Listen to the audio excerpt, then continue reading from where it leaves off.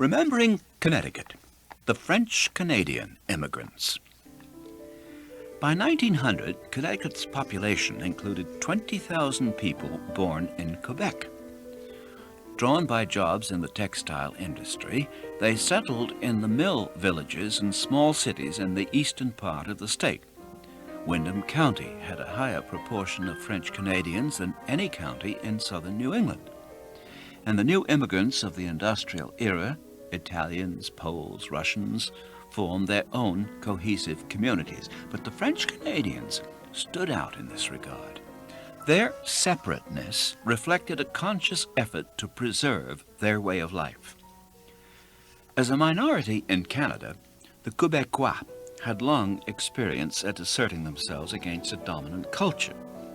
And once emigration began, French-Canadian activists founded the Société de Saint-Jean-Baptiste to promote the retention of their culture among immigrants.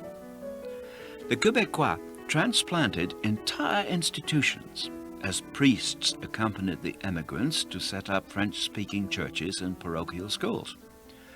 The Catholic hierarchy of Canada sought to protect its people from what one priest described as the pernicious influences of Protestant populations still impregnated with the old puritanical fanaticism.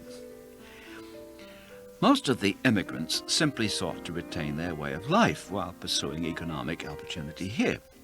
But some extreme proponents of French-Canadian culture also had a political agenda. They expected their church to unify the French communities of Canada and New England so that one day they might reassert political control. In 1891, a French-Canadian priest envisioned the formation of a French nation in North America. There will be an increasing tide of migration. Soon the network of parishes spreading over New England will meet and unite with that which covers Quebec. There will be one controlling social and religious organization, whatever political distinctions may remain. The province of Quebec will unite with New England, and the two will form a French Roman Catholic independent nation. The tenacity of French nationalism is still evident in present-day Quebec, but it has had little effect south of the border. Part of the reason is that many French Canadians returned to Quebec once they had accumulated enough money. Those who stayed behind were much less extreme in their nationalism. Also, immigration slowed considerably with the decline of the textile industry. Without further reinforcements, the French parishes found it more difficult to insulate themselves from the culture that surrounded them. In the 1930s, an observer in Willimantic noted that many children of French Canadians spoke English. He also saw a marked decline in identification with Quebec.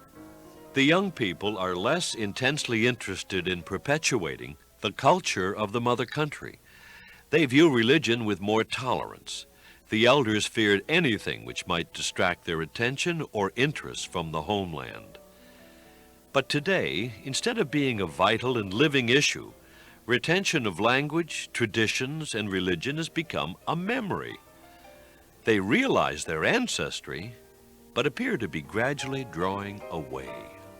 Despite the efforts of their parents, their teachers, and their priests, the children had become Americanized.